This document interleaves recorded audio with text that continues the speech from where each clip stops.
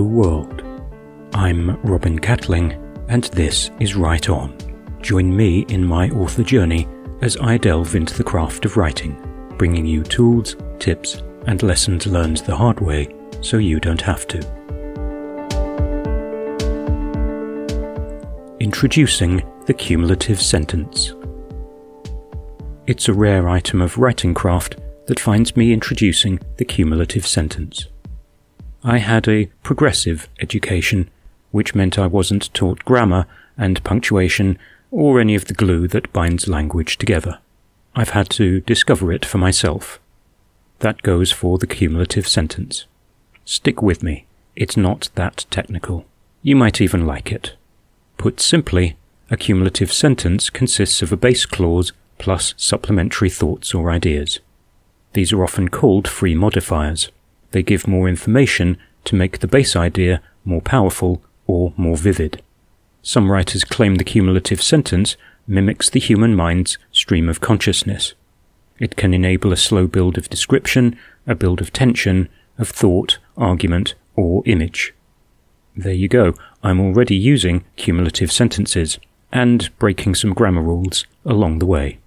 Some teachers state that good writing is periodic. The best sentences build to a point at the end. In modern fiction, the tendency is to simplify, complete the sentence, and move on. Brevity is the soul of wit and all that. The so-called loose style has license to be more expansive. Ancient made modern. If you're wondering, all this was formalized in Francis Christensen's Generative Rhetoric of the Sentence from 1967. Generative rhetoric is an approach to either generate ideas or flesh out existing ideas. The cumulative sentence is a tool which is the blankest of blank forms that you then fill out with content. One idea or image slowly builds with detail.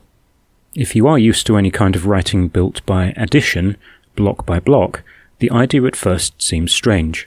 In most European languages, we're accustomed to a sentence order that delays the main clause until the end. We finish on a punchline or reveal.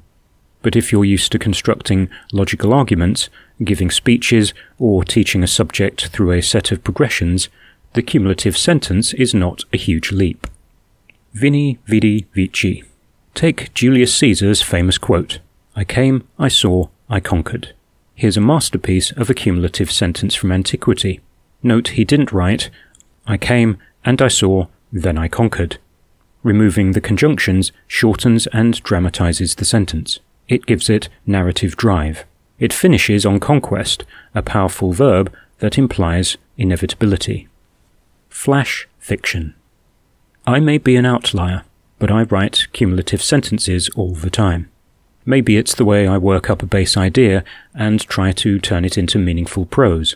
With the base idea, the free modifiers come more often from free writing my way out of trouble and trying to beat the clock. Here's a couple of random examples. The green vase sat on the table, a gaudy reminder of a summer spent in flea markets, scouring for bargains, finding mostly junk. It's a sentence that flows from the base clause. The green vase sat on the table, then on to the free modifiers. A gaudy reminder sets the tone and opinion of the vase, of a summer spent in flea markets. This could be a good or bad experience. Scouring for bargains, that has some frisson of hope and curiosity. Finding mostly junk. That reflects the disappointment of the gaudy green vase at the beginning. Add a second cumulative sentence to build the drama. Shelley hated that vase. Squat, ugly, the colour of a murky pond on an overcast day. There's a strong emotion, hate, from the Shelley character. We suspect the vase isn't hers. More strong opinions of the green vase, squat and ugly, are topped by a stacked metaphor. The colour of a murky pond on an overcast day. Shelley really doesn't like this vase.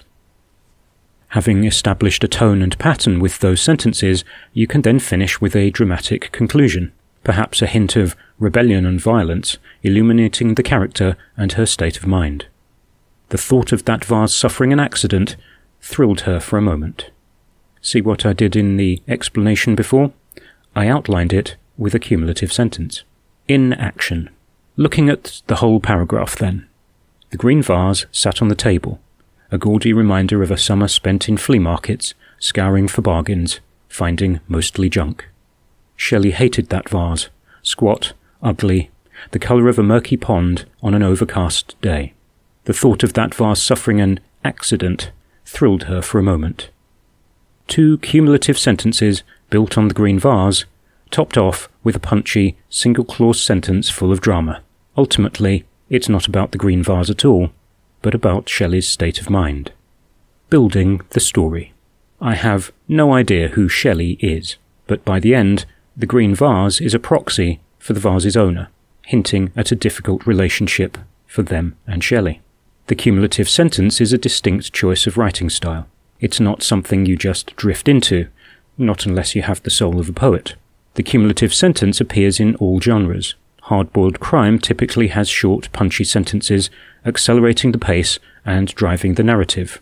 But even some crime writers use cumulative sentences to add the stylistic flourishes of similes and description.